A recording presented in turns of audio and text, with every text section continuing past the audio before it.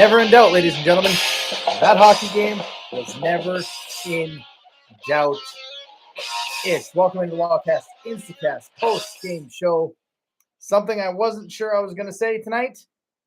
Winning is fun. Holy sheep shit, winning is fun.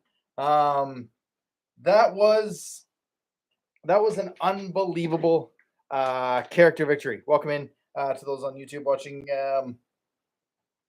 Unreal. I don't even really have the words. Sorry, I was late. I was kind of getting ready for dinner. Man, a 5-4 victory for your Moncton Wildcats over the Mooseheads. They had us in the first half. I'm not going to lie. They had us in the first half. Let's get into this. We're going around the queue here quickly. The Islanders get a 4-3 victory, shootout victory over Cape Breton. Couture goes 2-0 in New Brunswick in his return to both teams he played for last year, getting a 5-2 victory over St. John. Rimouski getting a 4-3 shootout victory. Sherbrooke a 2-1 victory over the Armada. And Chicoutimi getting a 3-2 victory over Drummondville. I didn't eat at the Avenir Center. No, Michelle, I didn't. I actually had breakfast at about, I'll say brunch because Layla was doing some stuff around 1:30 or 12 o'clock-ish. So I wasn't really hungry. Had some nachos. Funny story. Actually, I'll be honest with you. I didn't have my wallet. So when I bring my phone, guess what? I can't use it because I'm not allowed to tap. So congrats. But then at the Avenir Center again, a 5-4 victory for the Wildcats in the Teddy Bear Toss. We had 4,700 people, and it was worth it. It was very loud in there once the team got going. It took them a bit to get going, but once they got going, hashtag not sponsor. Once they got into it, it was loud. It was unreal. It was a very good hockey game. That is a character type. When you look at the lineup, I had said last game, some stuff has to change, and they gotta find something. You leave LaBelle and Loshing together. Because we're a one-line team and they're going really well together. And I think maybe somebody was listening and thought that's not a good idea. They kind of spread the offense out a little bit. They brought Lounsbury up to the first line, which I 100%, I have no problem with that. LaBelle and Barbashev. Pavan and Danielle. I never know if it's Pavan or Pavan, but either way. On the second line with Ty Bell. I mean, those two have been playing great together all year. Loshing down to the third line with Mueller and Mercier. Big for Mercier. We'll get into that. And then McPhee, Smith, and Bishop. I mean, Smith is getting there. He almost had one tonight.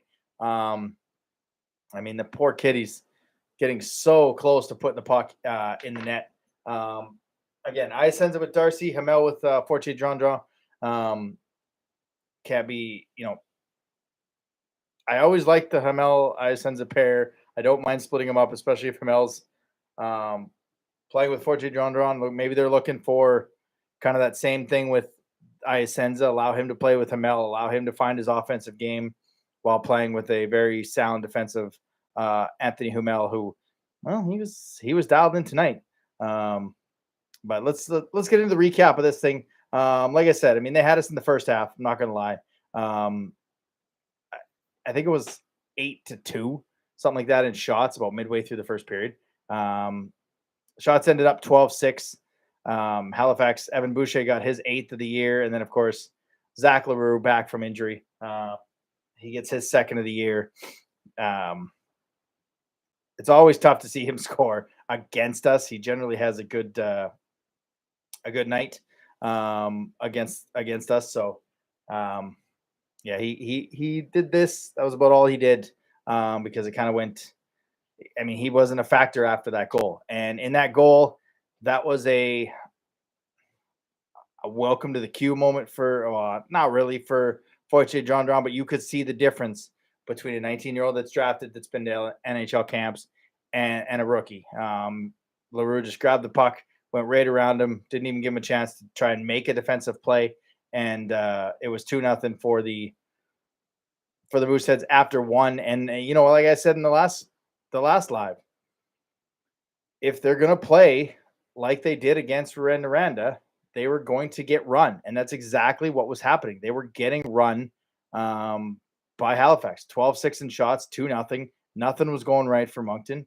I thought this was going to be, after the first period, I thought this was going to be a 4-5-0, maybe 4-1 L. I truly did. I truly thought this was not going to be our night. I was like, why would you schedule the teddy bear toss on a night like this?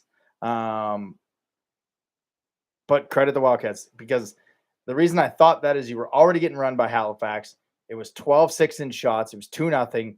And then we were going into that vaunted second period, which I don't have to tell you guys if you've been listening to the show for the past 18, 19 months.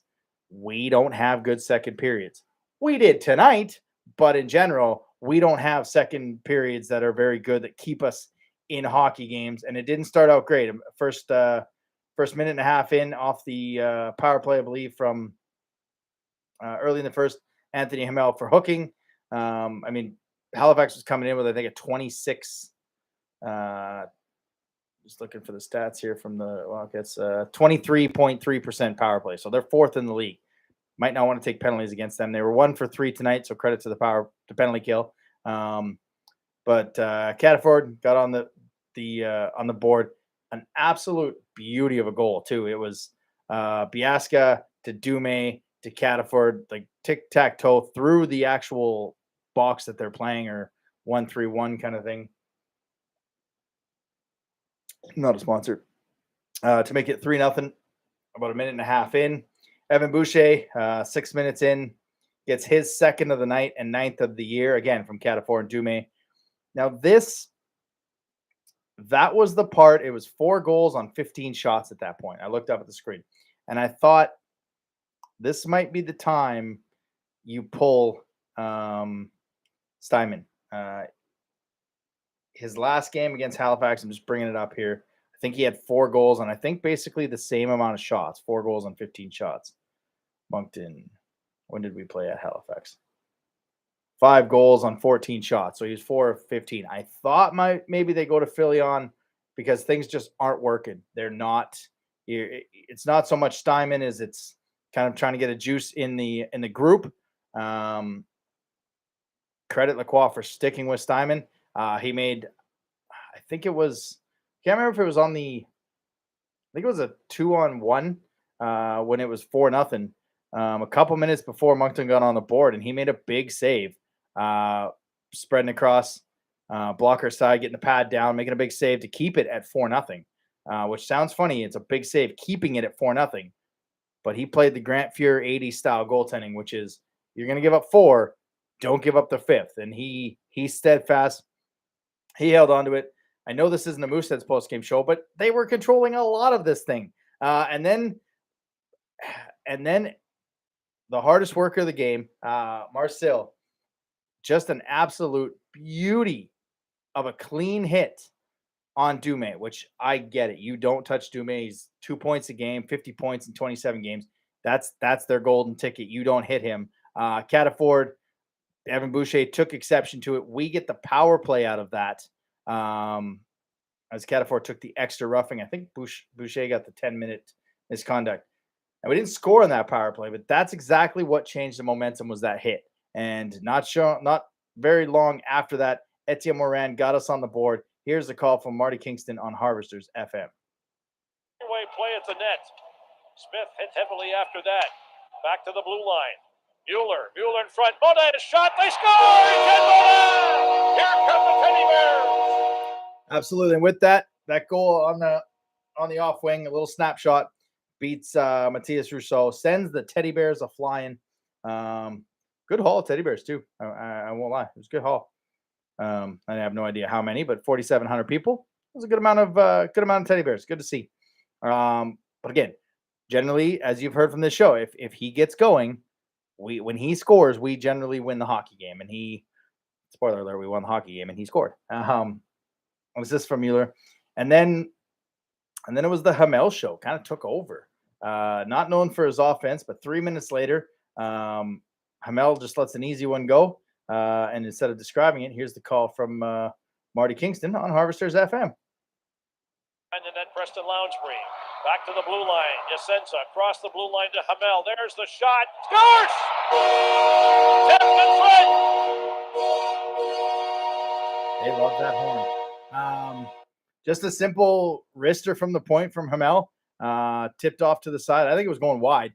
Mercier got a stick on it, getting it to 4-2. So that's back-to-back goals for the Wildcats. Still within the second, 4 minutes left in the third period, and then just about a minute left in the second period. I thought Hamel scored the goal, but I think again, LaBelle was able to get a tip from the hammer here. Tries to center it. Schultz will wrap it around the boards again. Cats doing some good corner work in this period. Double hit there. Digging hard. Barbashev with two moose heads. It'll be in front of the net. Hamel moves in the shot. They score! Anthony Hamel! 12 seconds left in the second period. I thought Hamel picked a corner. I thought LaBelle was screening Rousseau, but he must have got a piece of it. So 4-3. And again, that was probably, and I don't know what you guys think, that was probably the best second period this team has played all season. Aside from, well, which one was it? Aside from Gatineau, I think the Gatineau game where they played a really good second period. I think that was easily their best second period. They outshot the Mooseheads 15-12, 3 goals, all within the last 7 minutes. And once, like I said, that hit by Marcel, it wasn't dirty or anything like that. It was a good clean hit, but it was loud, it was physical, and that's what teams don't like, especially on their star players. And that just kind of changed the momentum. And once you grab momentum in junior hockey, and St. John Lady Mo up there with Gardner McDougall, and he talks about momentum. It's a hell of a thing in junior hockey when you can get it if you keep rolling. And I was a little worried going because we had all the momentum at that point, but we scored with 12 seconds left in the second. So I thought, it's going to take a lot. And generally, when it takes a team a lot to get to a tie, the fifth one is going to be the toughest. And not so much, but we get into the third period. So, like I said, 15-12, physical on both sides. Like Marcel had that big hit, and that was kind of stemmed the tide for the Wildcats. In the third period, Jake Furlong got a little bit of a hold there about midway through the third. So it was 4-3 for almost 13 minutes into the third period. And then Mercier getting his second of the night, and it was it brought the crowd to the feet. Here's Marty Kingston on Harvesters FM. On it. Now we got 6 or 7 players in behind the net. Make that, I think, close to 9. Crazy. In behind the Halifax net, Moncton extricates the puck. It's LaBelle back to Mota in the slot. There's the slap shot, rebound, and they score! Thursday!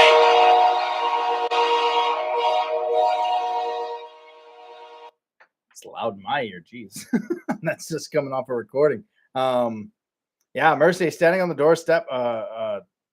Rocket by Moran. I think Rousseau bounced off him. He went one way. Mercier standing on the doorstep, wide open net, puts it in, and we are all tied up with 7 minutes to go in the third period, back and forth. And like I said, I thought a lot of the time it takes the team so much to get back, especially coming from down 3, or down 3, down 4, whatever. It takes all the effort to get back, and then they kind of run out of juice. Well, started from the bottom, now we here, and I'm going to bring out all the references, all the cheesy references, Drake, whoever. Maxime Barbashev, the hero tonight. Here's the goal. Here's the goal call from Marty Kingston on Harvesters FM. In the corner, LaBelle centers it. It'll come back to Iasenza shot, and that went off number 9, Biasca. Another shot. They score. Barbashev.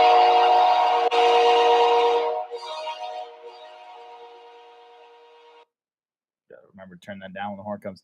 Max Barbashev on the doorstep. And look, I will give Iasenza a ton of credit. I am one of his not biggest critics, but when he does stuff, and when any of them do it, I'll call him out for it. And he had the puck over glass after a timeout penalty last game. Totally redeems himself in this one. LaBelle goes around the net, puck comes out. Iasenza gets the shot off. It gets into the corner. He doesn't give up on the play. He goes, gets it, spins around, puts a beautiful puck right to the center of the net. Barbashev with the position, boxing out his guy, puts the stick on the ice for his 9th of the year and the WG as the Wildcats get a 5-4 victory over Halifax. And like I said, this was like I tweeted, this was a character effing win. I mean, the month that this team has had, going 1 for 3 every 3 games, and to have a win like that to end the month, which has just been flat bad. It's been flat bad from October to now. It has been a tale of 2 months. And for a team like that against Halifax, which, I said on the podcast, it was there's 3 games you kind of had to kind of take charge, and it was running around in Halifax and again in Halifax. We now have beaten Halifax 2 or 3 times. Now, we've beaten them both times at home.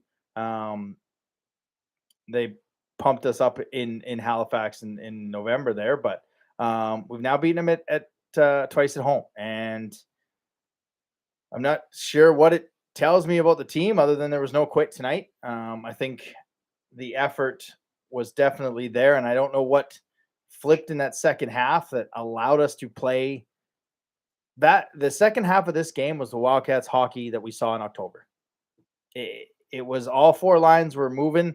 They were physical. They stayed disciplined. They only took 3 penalties, and one of them was the roughing for Marcel hit. Like, he had to defend himself, so he gets a roughing call there. That was one of them. The other one, Hamel got a cross check and a hook.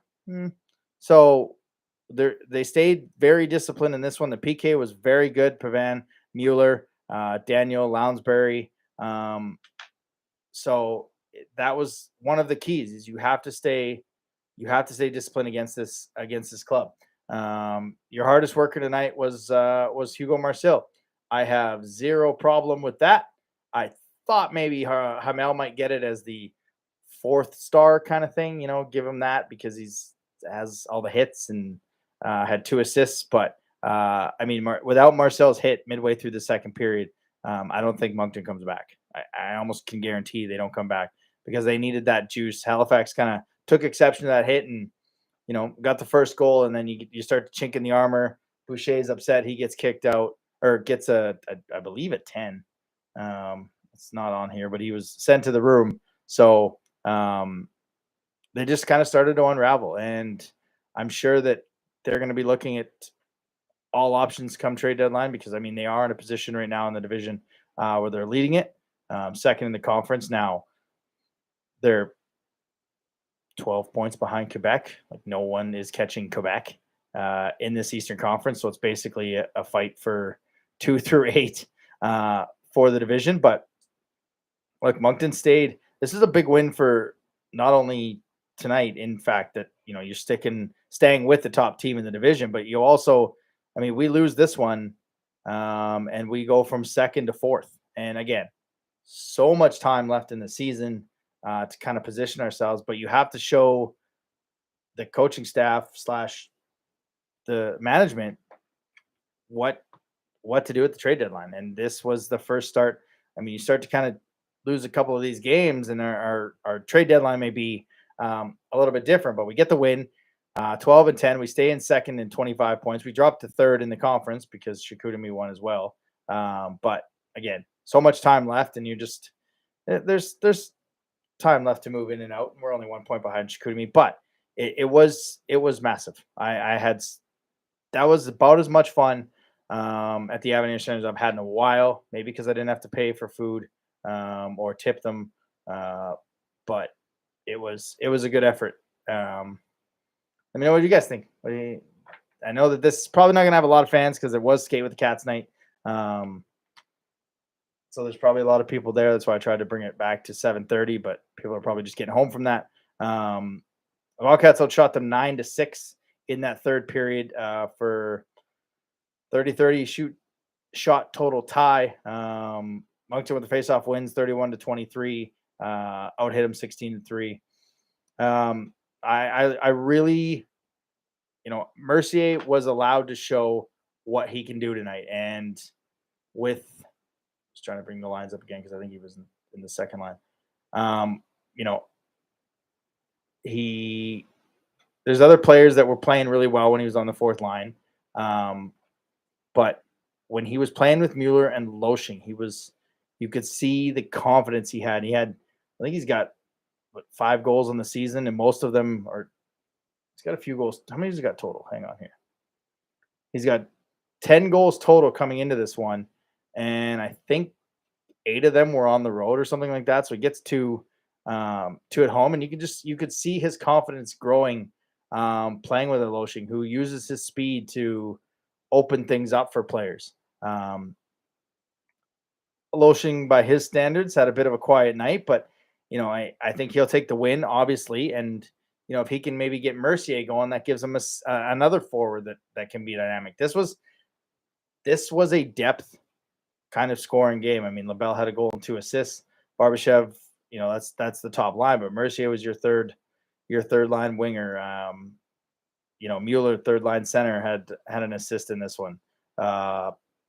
Landsberg was 4 for 5 in the faceoff. So his last game, I think he was 5 for 18 when he was centering that second line, which I had said is a little tough when you're kind of a fourth line center and you move into a second line center. You're taking faceoffs against better guys. He goes 4 for 5 tonight.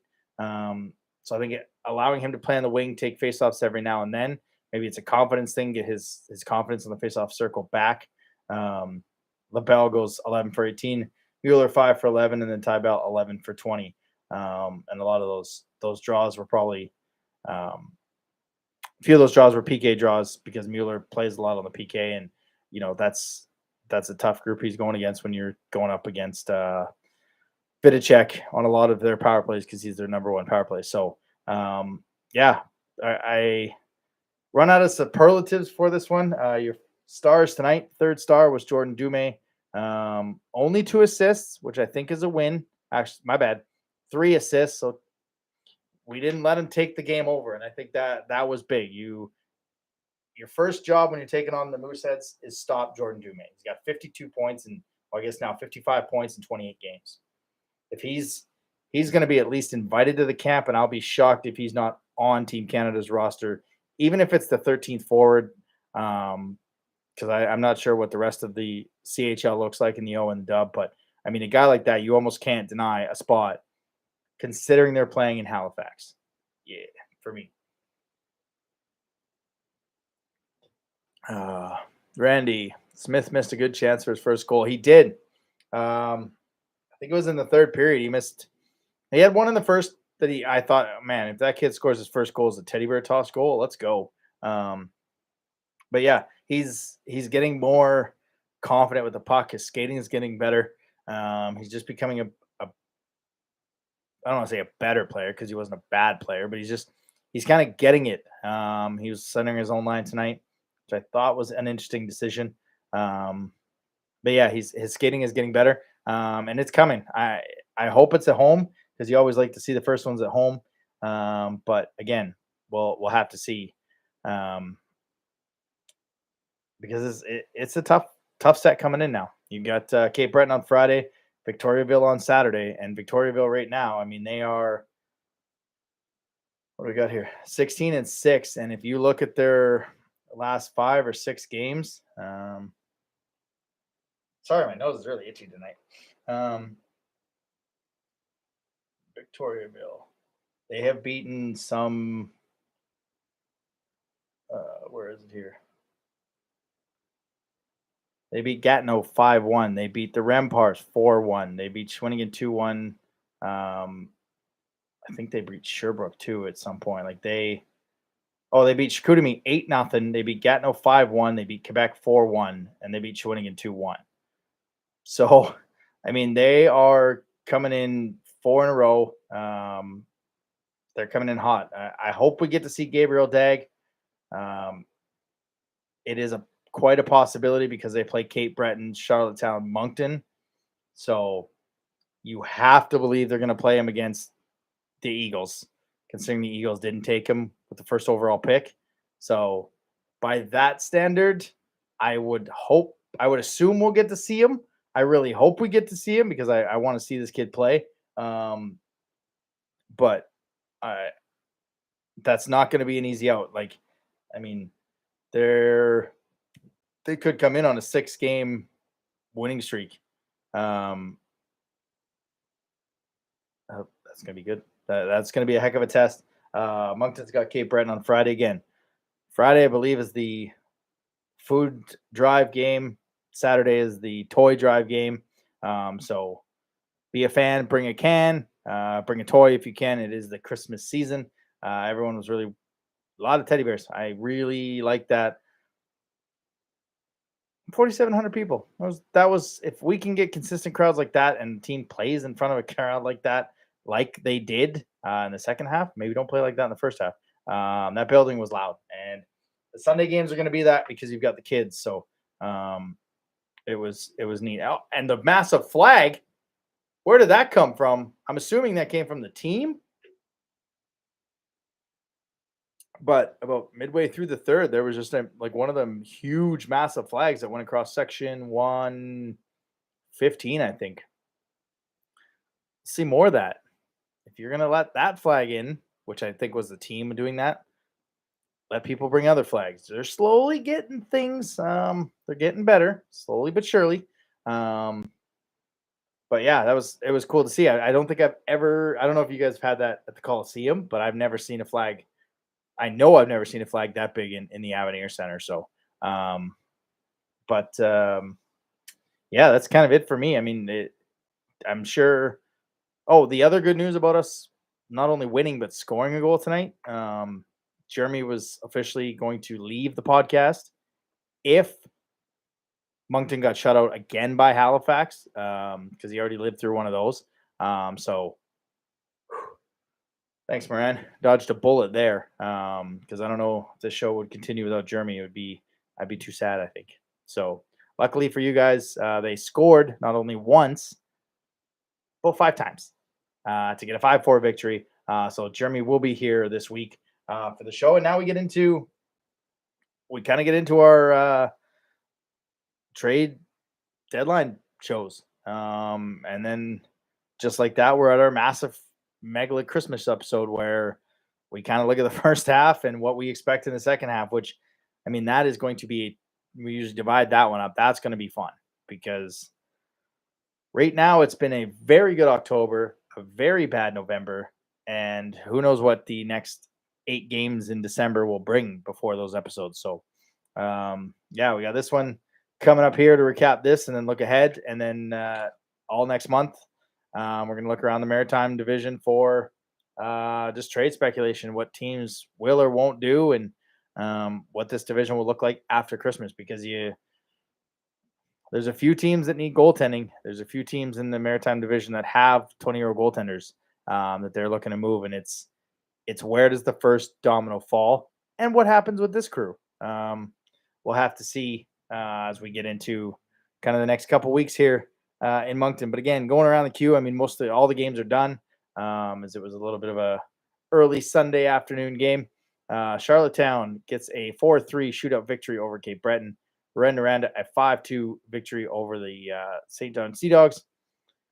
Rimouski a 4-3 shootout victory over Bathurst. Sherbrooke 2-1 over the Armada, and Chicoutimi 3-2 over Drummondville. And at the Avenir Center to cap off a wonderful Christmas weekend with the stuff of buses and the parade and all the fanfare. The Wildcats get a 5-4 come from behind victory, never in doubt, over the Halifax Mooseheads, staying second in the division, and so far leading that season series 2-1.